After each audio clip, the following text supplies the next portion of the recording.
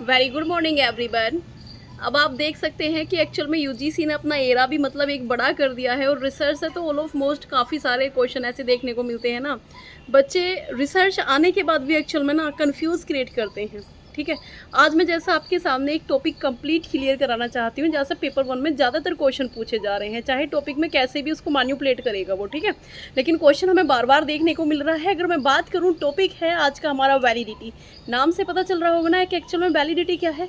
मतलब वैलिडिटी वह होती है जिसको आप मेज़र करना चाहते हैं, जिसको आप मापना चाहते हैं, यानी आपके जो एक्चुअल में रिसर्च के रिजल्ट जैसा आप चाह रहे हैं क्या वैसा ही आ रहे हैं। ठीक है, मतलब जो आप प्रूफ करना चाह रहे हैं, ठीक है, जो आप देखना चाह रहे हैं, जो आप काउंट करना चाह रहे हैं, जो आप मेज़र करना चाह रहे हैं। हाँ, अगर आपकी रिसर्च के रिजल्ट एक्चुअल में वैसा आ रहे हैं जिस चीज़ को आप देखना चाह रहे हैं, तो आपकी रिसर्च क्या हुई, वैलिडिटी हुई, आपकी रिसर्च वैलिड हुई। ठीक है, अब जो चीज़ देखो, सिंपल सी बात है, जो एक्चुअल में चीज़ वैलिड होगी वो रिलायबल तो खुद ही हो जाएगी। अब बात जो यहाँ जो होती है, यहाँ यूजीसी वंस एंड अगेन दो टॉपिक के साथ इंटरकनेक्ट करके बार बार क्वेश्चन पूछता है।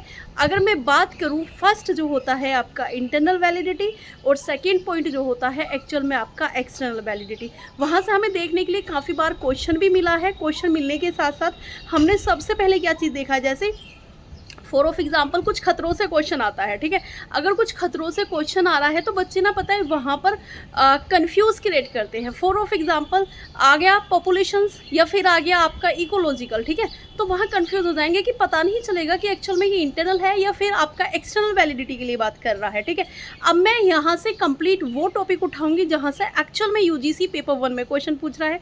देखो, अगर मैं बात करूँ content validity, construct validity, internal validity, external validity, even हमारा जो क्वेश्चन यूजीसी पेपर 1 में पूछता है वहाँ से पूछता है, ये आपके सामने एक्चुअल में दो कीवर्ड आएंगे। फर्स्ट आएगा आपका इंटरनल वैलिडिटी, सेकंड आएगा आपका एक्सटर्नल वैलिडिटी। अब मैं बात करती हूँ इंटरनल वैलिडिटी क्या है। नाम से आपको भी पता चल रहा होगा ना कि इंटरनल वैलिडिटी क्या होती है। फॉर ऑफ एग्जाम्पल, जब हम यहाँ कोज एंड इफेक्ट रिलेशनशिप को फाइंड आउट करते हैं कि एक्चुअल में आपके रिसर्च के अंदर आपके जो रिलेशन है वो कितनी अच्छी तरीके से क्लियर है, यानी आपको कंप्लीट रूप में इसमें अनवांटेड फैक्टर को इंक्लूड नहीं करना है। जितने रिसर्च के जो रिजल्ट हैं या रिलेशन है एक्चुअल में आपके क्लियर होंगे, उतनी ही रिसर्च आपकी क्या होगी, अच्छी होगी और वैलिड होगी। इसमें आपको अनवांटेड फैक्टर को एक को भी इंक्लूड नहीं करना है। यानी for of example internal validity almost मतलब all of most define is cause and effect relationship, यानी इंडिपेंडेंट वेरिएबल को हम क्या करेंगे, मैनिपुलेट करेंगे और डिपेंड वेरिएबल पर हम क्या करेंगे, कोज एंड इफेक्ट रिलेशनशिप की स्टडी करेंगे। फॉर ऑफ एग्जांपल हम यहाँ स्टडी किसकी कर रहे हैं, कोज एंड इफेक्ट रिलेशनशिप की स्टडी कर रहे हैं। ठीक है, अब independent variables also called is like of that treatment variables and depend variables also called is like of that outcome variables, behaviour variables. Behaviour variables के साथ साथ आएगा आपका इसमें हम रिजल्ट को मेंशन करेंगे, साथ साथ ऑब्जर्वेशन होगा। ठीक है, और साथ के साथ हमारा क्या होगा, इसके अंदर एक्चुअल में हमारा रिजल्ट फाइंड आउट होगा। अब यहाँ से खतरे कैसे आ रहे हैं, जैसे इतिहास, परिपक्वता, संघर्षण, मृत्यु छेदर। ठीक है, यहाँ से ऐसे खतरे आ रहे हैं।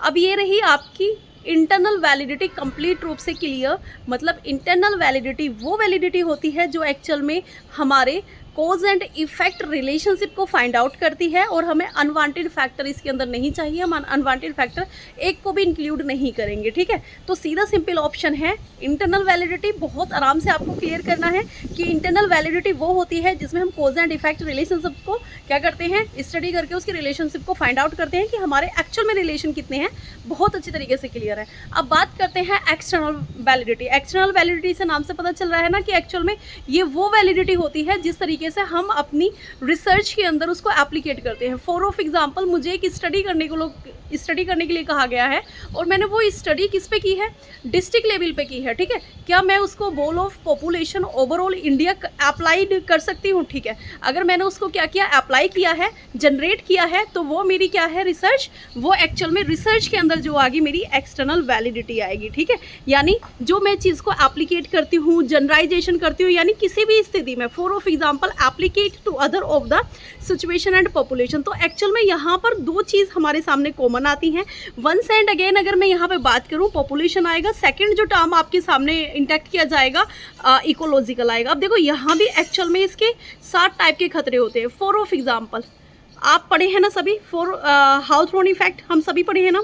तो इसी का एक पार्ट आता है, ठीक है। परीक्षण प्रभाव हुआ, योग्यता हुआ, या फिर आपका स्थिति हुआ, पर्यवेक्षण पूर्व वगैरह हो गया, आंकड़े हो गए, चयन पूर्व वगैरह हो गए, या फिर आपका हाउथ्रोन इफेक्ट हो गया। तो देखो इंटरनल वैलिडिटी हमेशा हमें डिफाइन करती है कोज एंड इफेक्ट रिलेशनशिप, ठीक है, कोज एंड इफेक्ट रिलेशनशिप। इवन अगर मैं एक्सटर्नल की बात करूं, जहां भी आप किसी चीज़ को जनरेट करेंगे, जनरलाइजेशन की बात आएगी, ठीक है, सामान्यकृत की बात आएगी, यानी किसको देख के, बाहरी तथ्यों को देखकर, तो वो एक्चुअल में जो होती है हमारी एक्सटर्नल वैलिडिटी होती है। और वैलिडिटी आपको भी पता है कि एक्चुअल में वैलिडिटी क्या है, जो आप रिसर्च के अंदर रिजल्ट को मेंशन करना चाहते हैं, देखना चाहते हैं, मेजर करना चाहते हैं कि आपके रिसर्च के जो रिजल्ट है एक्चुअल में वही आ रहे हैं जिस चीज़ को आपने काउंट किया है। अगर वही आ रहे हैं तो आपकी रिसर्च क्या है, वैलिड है।